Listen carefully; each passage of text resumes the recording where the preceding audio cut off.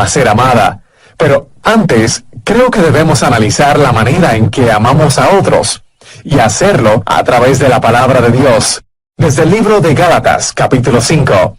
Hoy, el pastor Adrián Rogers, en la voz del pastor Lenín de Llanón, comienza el estudio bíblico Cómo amar y ser amado. Busque la epístola a los Gálatas capítulo 5. Hoy quiero hablar del tema Cómo amar y ser amado. En la actualidad tenemos una generación que habla mucho sobre el amor, pero francamente debo decir que es una generación que lo que menos conoce es sobre el amor. Me refiero al verdadero amor. No solo la palabra, sino que el concepto de amor es torcido, pervertido, mal usado y abusado en nuestro mundo actual. Por lo general la gente no sabe lo que es el amor. Algunos piensan que es una emoción indescriptible, un inmenso océano de sentimientos, pero no es genuino amor. El amor, escúchame bien, el amor no es un sentimiento. Puede contener o resultar en sentimientos, pero primordialmente no es un sentimiento o una emoción. Y le voy a decir por qué. La Biblia nos ordena, escuchó, nos ordena amar. Y usted no puede ordenar a un sentimiento, piénselo. Así que la clase de amor de la cual estoy hablando no es un sentimiento, ni una emoción, ni una incontrolable pasión. No sé de dónde la gente ha sacado la idea de que el amor es algo que nos sucede, que somos víctimas del amor, que nos enamoramos y ese enamoramiento simplemente sucede como por generación espontánea. La Biblia dice, maridos, amad a vuestras mujeres. Por favor, note que esto no es una sugerencia, es una orden, porque el amor verdadero tiene que ser una decisión y una conducta. Usted puede escoger el amar, y cuando así lo hace, el amor no es primordialmente un sentimiento, sino algo que usted hace. La razón por la cual estamos tan confundidos en este mundo y en este asunto es que usamos una sola palabra para el amor. Los griegos eran más exactos y tenían varias palabras para hablar del amor. Por ejemplo, la palabra eros, raíz de palabras como erotismo, erótico, dan a entender la clase de amor que un hombre puede sentir por una mujer, y viceversa, y esto está bien. De hecho, es maravilloso, pero no es de eros de lo que estoy hablando. Aunque debemos amar a todos, no amamos a todos en forma erótica, y ni siquiera tengo que elaborar en este punto. Otra palabra griega para amor es fileo, que abarca lo que es el amor fraternal, la amistad, el compañerismo, la camaradería. En varios países del mundo hay ciudades que se llaman Filadelfia, o sea, amor fraternal. Y eso es muy positivo. Pero quiero centralizar mi mensaje en la palabra ágape, que tiene que ver con el amor divino, cómo tenerlo, cómo darlo, cómo recibirlo. Si usted quiere exhibir un diamante, lo pondrá sobre un terciopelo negro.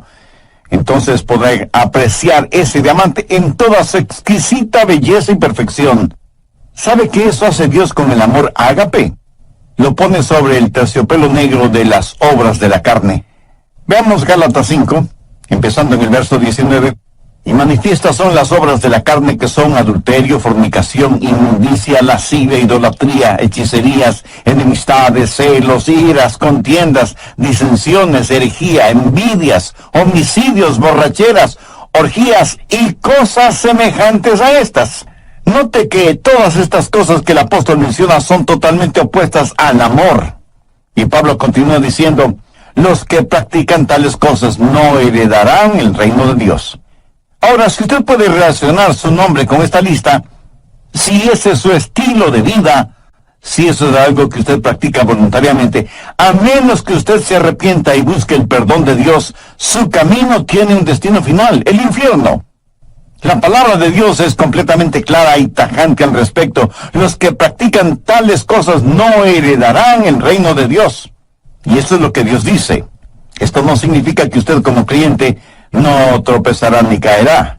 Pero aquí se habla de un estilo de vida, de algo que se hace voluntaria y frecuentemente.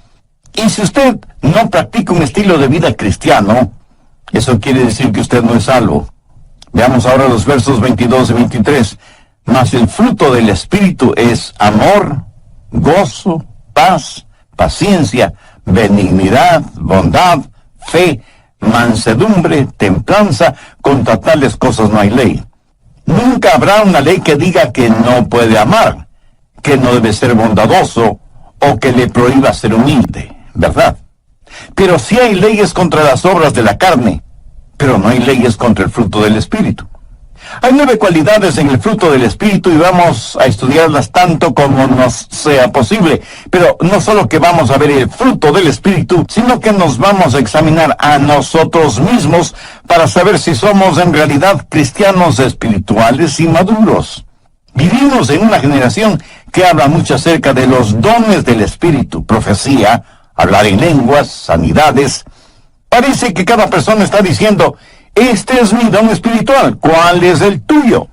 Dios nos ha dado a cada uno de nosotros un don espiritual y necesitamos descubrir cuál es ese don y desarrollarlo y ponerlo en práctica. Pero escucha atentamente lo que voy a decir. Ningún don espiritual es señal o marca de madurez espiritual. La iglesia de Corinto fue una iglesia completamente carnal, a pesar de la práctica de dones espirituales. Si yo quiero saber cuán madura es espiritualmente una persona, jamás examino sus dones, examino sus frutos, porque la marca de la madurez espiritual no está en el don, sino en el fruto. Al describir ágape, el amor divino, debemos notar varias cosas. Primero, el amor tiene que ver con decisión y conducta. Segundo, la descripción de este amor. Tercero, el desarrollo de este amor. Y cuarto, el deseo por este fruto. ¿Qué cualidades tiene el amor ágape? ¿Cómo podemos describirlo? Y como nosotros no podemos describirlo, Dios utilizó al apóstol Pablo para que describa el amor ágape en 1 Corintios 13. El amor ágape tiene 10 cualidades distintivas, de acuerdo a 1 Corintios 13. Si en su corazón y en su vida usted tiene estas 10 cualidades, entonces usted es un cristiano espiritualmente maduro. Primero, el amor ágape es sufrido. 1 Corintios 13:4, el amor es sufrido. El verdadero amor nos capacita para ser pacientes. Si usted es una persona impaciente, si dice: amé a tal persona hasta donde pude, pero ya no merece mi amor y por eso he renunciado a seguirla amando. Mi amigo, cuando usted deja de amar, ese momento es cuando usted menos se parece a Jesucristo. La Biblia dice que Jesús, habiendo amado a los suyos, los amó hasta el fin. El verdadero amor es sufrido, paciente. Perdona 70 veces 7, pero no se contenta con perdonar 490 veces, sino que sigue perdonando y perdonando y perdonando. ¿Por qué? Porque el amor es sufrido. Segundo, el amor ágape es benigno. ¿Y ahora qué es benignidad? Es servirnos los unos a los otros. No es servirnos los unos de los otros. Si nos amáramos, ¿qué haríamos los unos por los otros? Permítame ilustrar esto en primera persona. Si usted me ama, ¿qué es lo que me daría? No me daría lo que yo merezco, sino lo que yo necesito. Veamos Lucas 6, los versos 27 y 28. Pero a vosotros los que oís os digo, amad a vuestros enemigos, haced bien a los que os aborrecen, bendecid a los que os maldicen y orad por los que os calumnian. ¿Qué debemos hacer por nuestros enemigos? Amarles, ayudarles, ser bondadosos con ellos, orar por ellos. Y algunos de ustedes estarán pensando: pastor, yo no puedo hacer eso ni siquiera por mis amigos, menos lo voy a hacer por mis enemigos. Permítame hacer una pregunta. ¿Alguna vez lo ha tratado siquiera? Si alguien le ha hecho daño, ¿ha tratado usted de hacerle un bien? En otras palabras, ¿es usted para esa persona una bendición? Porque eso, mi amigo, es el amor ágape. Tercero, el amor ágape es sincero. El verso 4 dice: el amor no tiene envidia. Si usted es una persona envidiosa, celosa, es porque no ama a la persona que envidia o que cela. Si usted me envidia o yo le envidio, es porque ambos queremos las cosas que el otro tiene. Si yo quiero algo que es suyo, no me regocijaré de que usted lo tenga. Eso no es amar con sinceridad. así como no lo es que me disguste sobremanera cuando usted es alabado, cuando considero que su ganancia es mi pérdida. ¿De qué amor sincero podría estar hablando? El amor verdaderamente sincero se regocija cuando los demás son bendecidos y prosperados. Cuarto, el amor ágape no es jactancioso, más bien le capacita para que sea humilde, para que no sea vanidoso ni prepotente, ni mire a los demás por encima del hombro. La Biblia dice que no debemos considerarnos más que los demás. Busque Proverbios 21:4. Altivez de ojos y orgullo de corazón y pensamientos de impíos son pecado. El orgullo y el genuino amor no pueden habitar en nuestro corazón al mismo tiempo. No podemos ser vanidosos y bondadosos a la misma vez. Una persona llena de egoísmo y orgullo jamás puede ser una persona llena del amor ágape. Sabe que las personas orgullosas son además argumentativas. La Biblia dice que solo por el orgullo viene la contención. ¿Sabe cuál es el problema en los hogares cuando hay argumentos y contenciones? Que se están enfrentando nuestros egoísmos y nuestros orgullos, y ninguno quiere perder. Quinto, el amor ágape es considerado. Verso 5. No hace nada indebido. ¿Sabe lo que eso significa? Significa que el verdadero amor es cortés, gentil. Cuando una persona hace lo indebido es una persona tosca, ruda. Y todos conocemos a personas así, ¿no es cierto? Empujan para pasar, nunca piden permiso ni disculpas, se meten a la fuerza, desconocen las palabras por favor y muchas gracias. Lo triste y lamentable es que hay muchos cristianos que son así. ¿Qué es la cortesía? Pues no es nada más que la demostración del amor en las cosas pequeñas o aparentemente insignificantes. ¿Y quién no tiene amor en las cosas pequeñas? ¿Cómo podría tenerlo en las cosas grandes? Cuando usted encuentra a una persona ruda, tosca, tenga la seguridad de que ha encontrado a una persona que no conoce el amor.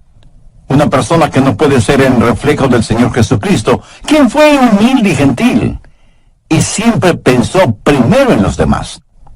Sexto, el amor ágape es un amor que se niega a sí mismo. Mire lo que dice el verso 5. No busca lo suyo. Nunca dice, yo primero, o yo conozco mis derechos.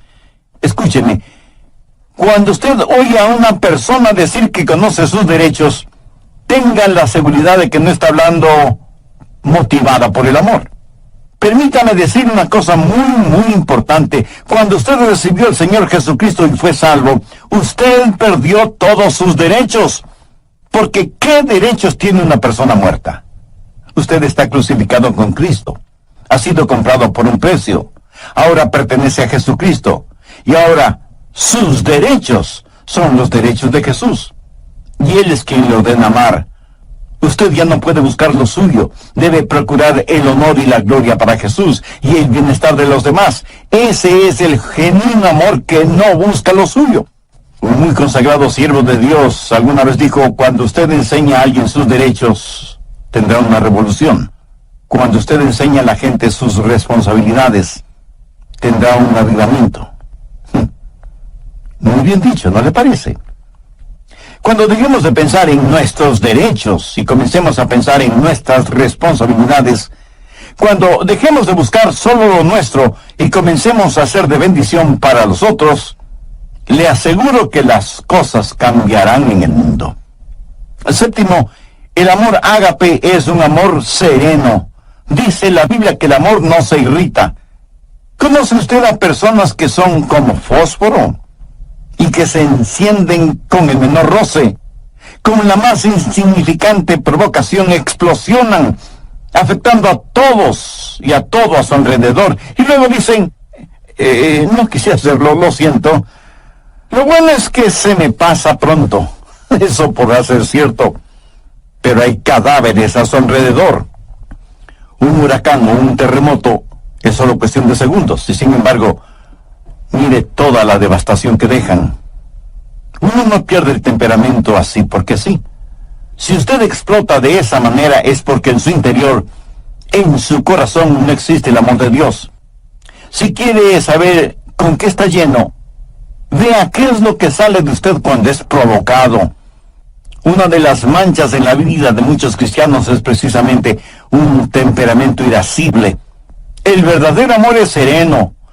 No se lo puede provocar con facilidad, y cuando es provocado, sabe responder con mansedumbre y con humildad. Octavo, el amor ágape es un amor sacrificial. ¿Qué quiere decir un amor sacrificial? Note las 3 palabras finales del verso 5. No guarda rencor. O sea, no va acumulando las faltas de otros.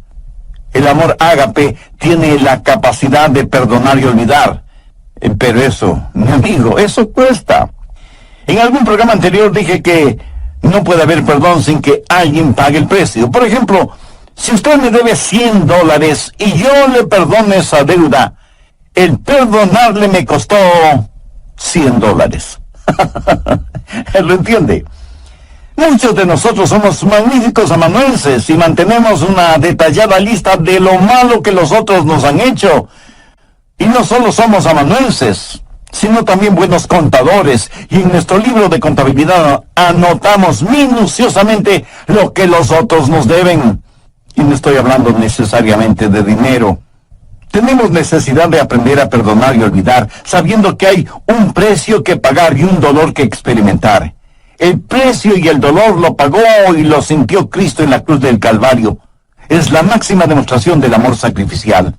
¿Ha aceptado usted el amor sacrificial de Cristo? Recuerde que nadie puede dar lo que no tiene. Si usted no tiene amor en su corazón, no podrá dar amor a nadie. Dios le ama y quiere salvarle. Jesús murió en la cruz para pagar la deuda de sus pecados. Si usted desea ser salvo ahora mismo, humíllese delante de Dios. Confíe. Irving Ravelo, gracias por su sintonía al programa de hoy. Sea bienvenido y bienvenida a El Amor que Vale. Por favor, mantenga su Biblia abierta en Gálatas 5, porque hoy continúa el estudio Cómo amar y ser amados. Ahora les presento al doctor Adrián Rogers en la voz del pastor Lenín de Llanón. Desde el programa anterior comenzamos a estudiar lo relacionado con el fruto del Espíritu, teniendo como base bíblica Gálatas 5, versos 22 y 23, y hemos visto 8 de las 10 características de ese fruto. Primero, el amor es sufrido. Segundo, es benigno. Tercero, es sincero. Cuarto, no es jactancioso. Quinto, es considerado. Sexto, se niega a sí mismo. Séptimo, es sereno. Y octavo, es sacrificial. Espero que tenga su Biblia y cuaderno de notas a la mano para sacar el máximo provecho de este estudio bíblico. Bien, prosigamos. Noveno, el amor ágape es un amor justo. Verso 6 dice, no se goza de la injusticia. Eso quiere decir que cuando alguien peca o fracasa o hace algo equivocado, usted no se alegra por eso. Más bien debería llorar y orar por esa persona. ¿Sabe usted que el chisme es un pecado? ¿Por qué? Porque la persona chismosa se regocija en su iniquidad. Cuando escuchan algo negativo acerca de otra persona, casi no pueden esperar para contárselo a otras personas. Se parecen a la mujer que dijo, mi lema es, nunca digas algo acerca de otra persona, a menos que sea algo que valga la pena chismearlo. Y aunque por lo general creemos que las mujeres son las chismosas, permítame decirle que conozco hombres que son chismosos. Se regocijan y parece que hasta aman la chismografía. Son diseminadores de malas y falsas noticias. Se regocijan de la injusticia. Ahora escúcheme, no estoy diciendo que debe hacerse el desentendido frente al pecado, porque eso es imposible. El pecado tiene que ser enfrentado, pero no se regocije de la injusticia. Y antes de que usted diga algo negativo de otra persona, hágase las siguientes preguntas. Primera, ¿sé que eso es verdad? Segunda, aun si fuera verdad, ¿es necesario que lo diga? Tercera, y si lo digo, ¿cuál es mi verdadera motivación al decirlo? El amor ágape no se goza de la injusticia. La Biblia no habla de un amor ágape chapucero que simplemente ignora el pecado. No habla de un amor que siente cierta pena por la otra persona. Cuando usted sabe que otra persona está emocionalmente herida, cuando escucha que otra persona ha fracasado, ¿cómo reacciona? Hace poco conocí a un hombre que al saber del pecado de uno de sus amigos, cayó de rodillas, puso su rostro en el suelo y lloró intensamente por su amigo que había caído en pecado. Eso es empatía, no solamente simpatía. Eso es el tener el corazón quebrantado por el pecado de otros. 10, el amor ágape es un amor sufriente. Verso 7. Todo lo sufre, todo lo cree, todo lo espera, todo lo soporta. Esto de ninguna manera significa que el amor ágape se lo cree todo. Más bien quiere decir que el verdadero amor lo puede enfrentar todo, que no hay límites para su fe. Pero cuando usted ama, hay una carga que debe llevar, y desde ese punto de vista es un amor sufriente. La gente quiere saber por qué los seres humanos sufren. Algunos porque han perdido su fe en Dios. Dicen, ¿por qué?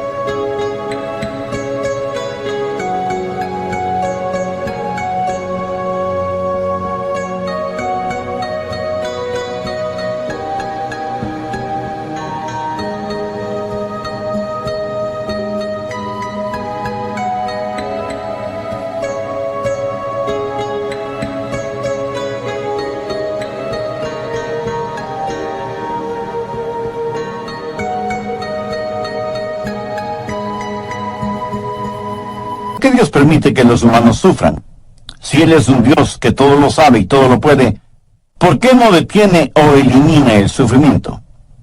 Escúcheme, Él pudo haberlo hecho. ¿Sabe cómo? Pues no creando a los seres humanos, o creándolos sin libre albedrío. Pudo habernos hecho robots, como una máquina tecnológica. Pero hubiera significado no tener ningún compañerismo con nosotros. Porque, verá, cuando Dios nos creó, corrió un divino riesgo. Él sabía lo que nosotros le íbamos a costar. Exactamente lo que sucede con padres que procrean hijos. ¿O usted cree que esto de tener hijos es como comerse un pastelito de manzana? Mi amigo, tener hijos cuesta no solo en términos monetarios, sino también espirituales y emocionales. Y aunque usted no lo crea, de una u otra forma, nuestros hijos nos romperán el corazón.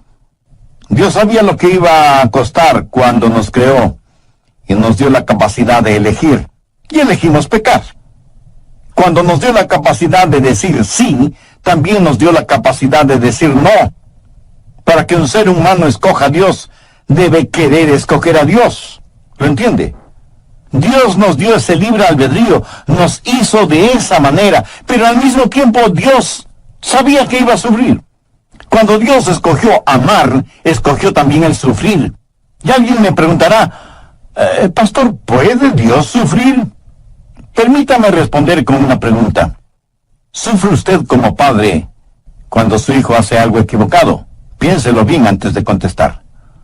La historia del hijo pródigo en el capítulo 15 de Lucas enseña que cuando un padre terrenal tiene un hijo rebelde, sufre. De la misma manera, cuando nosotros hacemos algo equivocado, nuestro Padre Celestial sufre.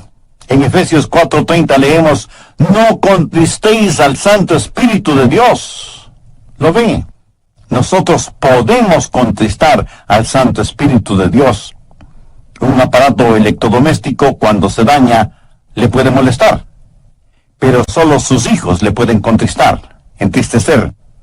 Aunque muchos de ustedes a lo mejor ven este punto al revés. Pregunto, ¿puede alguna parte de nuestro cuerpo dolernos sin que nuestra cabeza lo sepa? ¿Quién es la cabeza de la iglesia?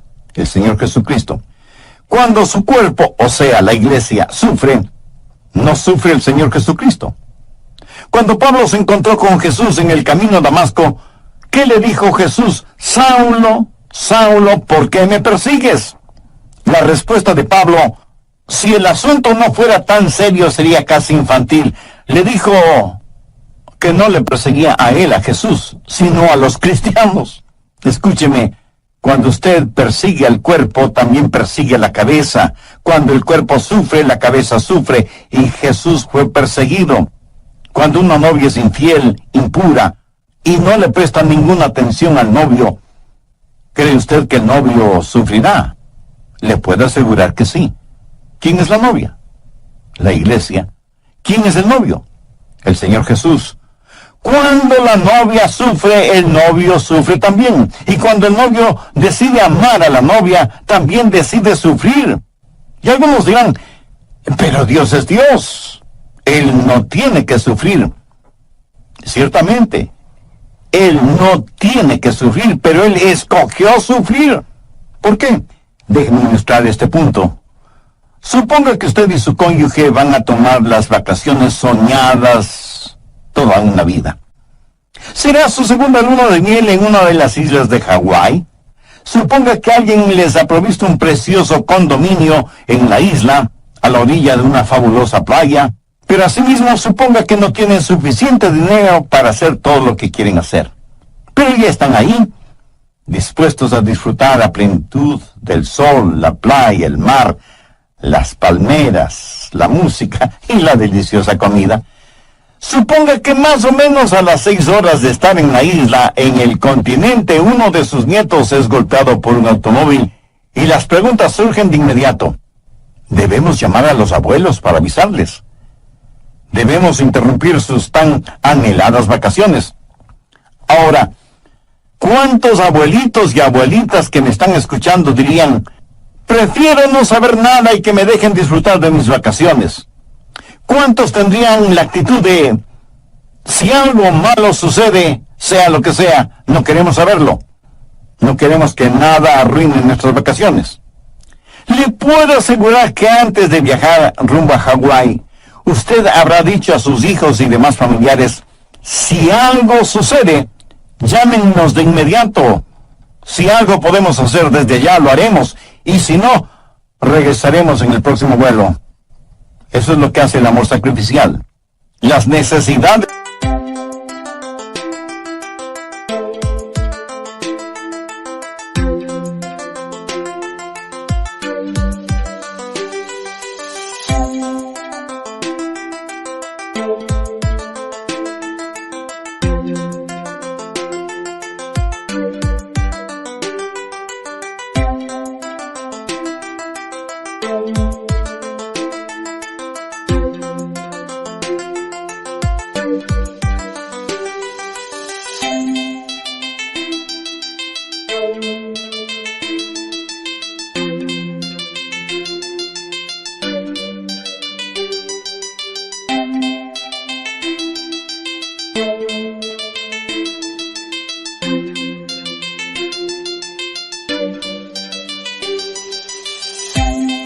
de los otros están o deben estar por encima de nuestras satisfacciones personales, porque cuando usted se preocupa de las necesidades de los demás, sentirá una satisfacción personal indescriptible. Tercero, el desarrollo de este amor. Busque Gálatas 5:19.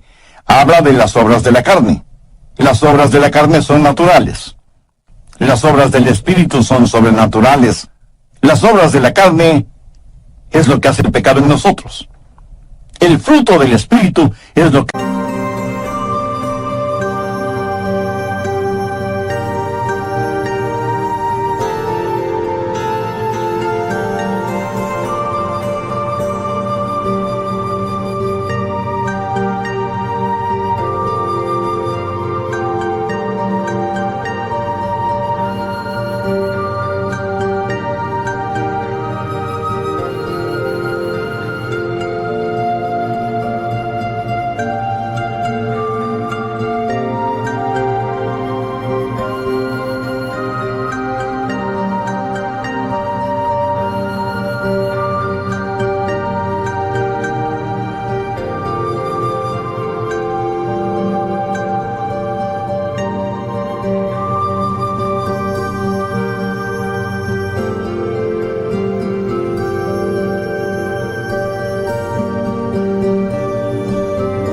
Dios hace por medio de nosotros.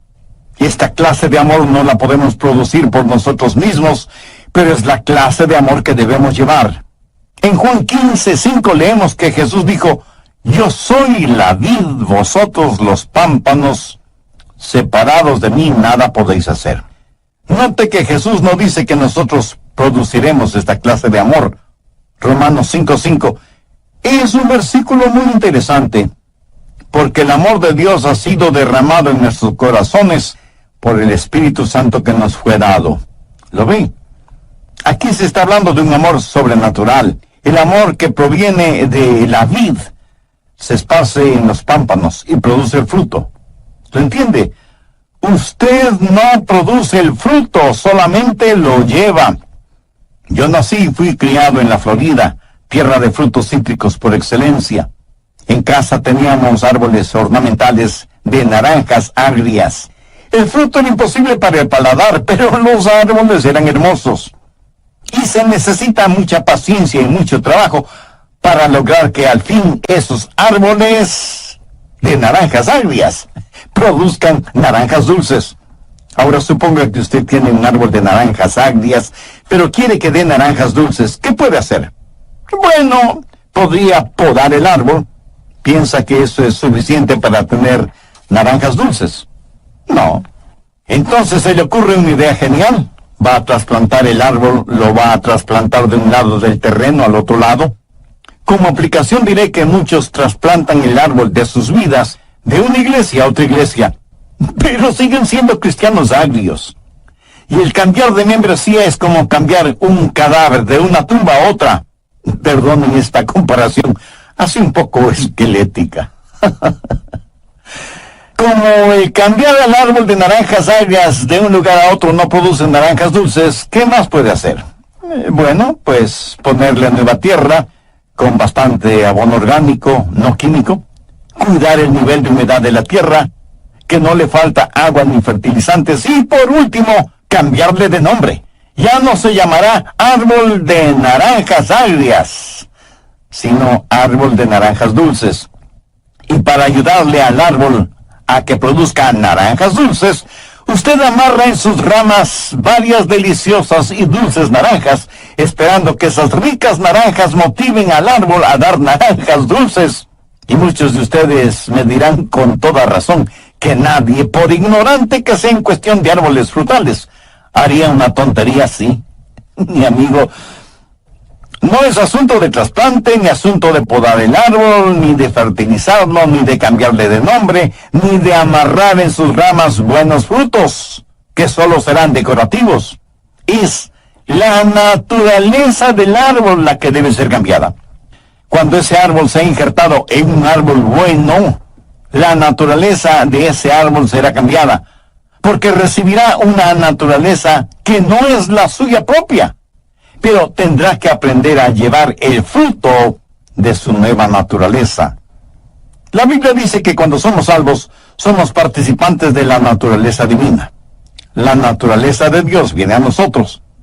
Pero esta es la clase de amor que no es el fruto de las obras de la carne, raíz de amargura, sino que es el fruto del Espíritu, es la naturaleza del Dios Todopoderoso que ha sido injertada en usted, en mí, en nosotros. Cuarto, el deseo por este fruto. ¿Para qué sirven las frutas? Pues para comérselas, y mientras más frescas y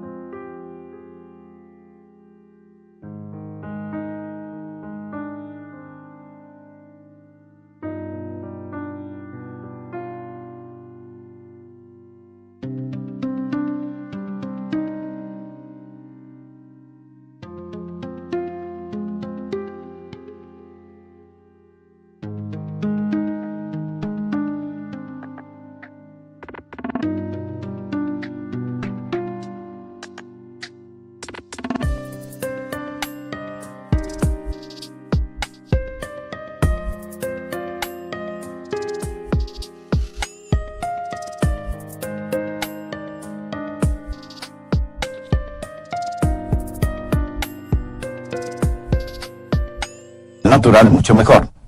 ¿Han notado que las frutas despiden una fragancia extraordinaria? Uno puede reconocer una fruta solo por el olor, aún antes de mirarla o palparla. Imagínese ahora la bendita fragancia del fruto del Espíritu. ¿Sabe lo que el mundo necesita este mismo momento? Algunos de inmediato me dirán, el mundo necesita paz, bienestar económico, buena salud, progreso científico, etcétera, etcétera. Y aunque todo eso es verdad, el mundo lo que más necesita, sin embargo, es la realidad del fruto del Espíritu. Esa es la única manera de amar y ser amado. Cuando usted permita que el Señor habite en su humanidad y demuestre su deidad a través suyo, no será un amor humano el que usted exhiba, sino que será un amor divino. No será su vida la que viva, sino la vida de Jesús en usted. Su vida tendrá la fragancia de nuestro Señor Jesucristo. Anote al margen Efesios 5:2. Andad en amor, como también Cristo nos amó y se entregó a sí mismo por nosotros, ofrenda y sacrificio a Dios en olor fragante. ¿De dónde sale todo ese fruto? De una semilla muy pequeña. ¿Cómo es que se esparce el cristianismo? Cuando entendamos que la semilla está en el fruto, cuando empecemos a vivir Gálatas 5:22 y 23, más el fruto del Espíritu es amor, gozo, paz, paciencia, benignidad, bondad, fe, mansedumbre, templanza, entonces empezaremos a reproducirnos. Permita que el Espíritu de Dios hable a su corazón ahora mismo. Usted puede ya ser salvo, pero ha caído, ha tropezado, y se ha vuelto tan carnal que ha dejado de llevar su fruto espiritual. En Lucas 6, versos 44 y 45 leemos, porque cada árbol se